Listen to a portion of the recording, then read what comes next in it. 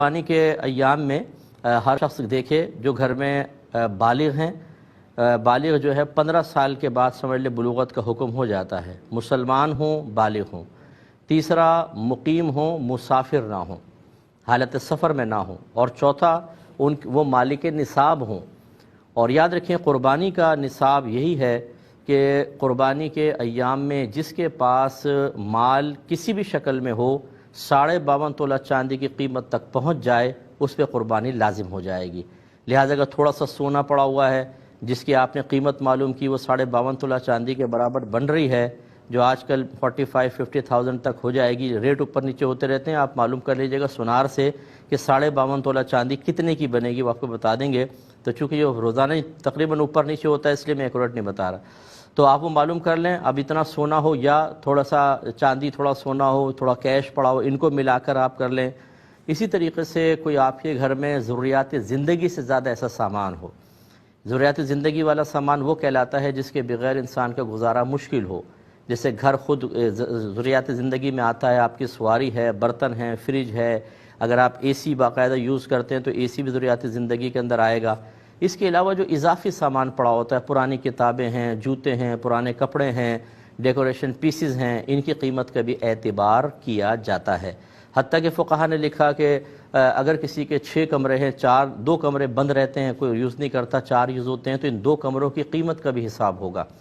اسی طریقے سے اگر آپ کی ملکیت میں مکان ہے، آپ نے کرائے پہ چڑھایا ہوا ہے، کوئی پلاٹ رکھا ہوا ہے کہ آگے چل کے اس پہ مکان ہی بنائیں گے، اس پہ قربانی شخص کے اوپر واجب ہوگی۔ اس لیے گھر کا ہر فرد جو ہے وہ قربانی کے ایام میں یوں کرے کہ ایک اپنے قلم ڈائری لے کر بیٹھے، جتنا اس کے پاس سونا ہے وہ لکھے، چاندی، روپیہ، تجارت کے لیے کوئی مال رکھا ہوا اس کو لکھے، اس کے علاوہ کوئی پرائز بانڈ ہیں اور شیئرز وغیرہ ہیں وہ لکھ لیں۔ پھر آپ نے کسی کو قرضہ دیا ہوا ہے تو اس کو بھی یہاں پر لکھیے۔ اس کے علاوہ جو ضروریات زندگی سے زیادہ سامان ہے اسے بھی لکھ لیں، اس کا ٹوٹل اماؤنٹ نکالیں کتنا بنتا ہے۔ اور اب اگر آپ کو فوری طور پہ کرنٹلی کسی کو قرضہ دینا ہے، مثلا آپ پہ قرضہ ہے آپ نے دینا ہے، جیسے انسٹالمنٹس وغیرہ ہیں یا اس مہینے کی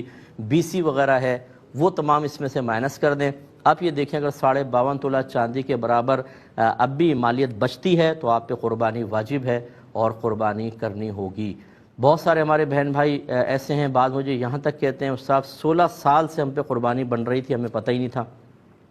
تو خدا را جب یہ ہم پر کوئی مال کی ادائیگی لازم ہونے لگتی ہے تو بعض اوقات ہم ان مسائل کو سیکھنا ہی نہیں چاہتے، یہ کہتے ہیں یہ مولویوں کی باتیں چھوڑو جی۔ اگر آپ بچے کو سن رہے ہوں یا کوئی بہن سن رہی ہوں اپنے شوہر سے یا بچے اپنے والد سے کہنا کہ جی صاحب نے ایسا مسئلہ بیان کیا، عمومی طور پہ جو ہمارا مشاہدہ ہے وہ یہ ہے کہ والد صاحب کترا جاتے ہیں، ارے بھائی یہ چھوڑ دو مولویوں کی بات ہے، جو میں کر رہا ہوں ٹھیک کر رہا ہوں۔ تو اس لیے پھر یہ ایسا کہیں گے تو ہمارا کوئی نقصان نہیں ہوگا، آپ کا آخرت میں نقصان ہوگا، حساب کتاب سب اپنا اپنا کریں۔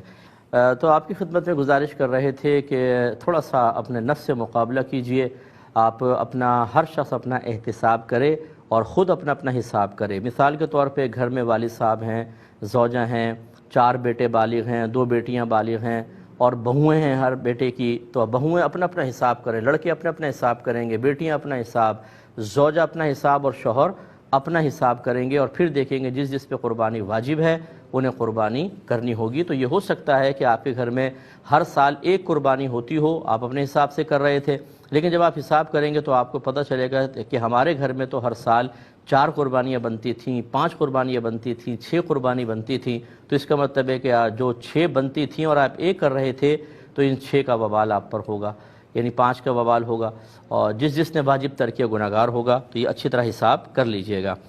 اسی کو لے لیتے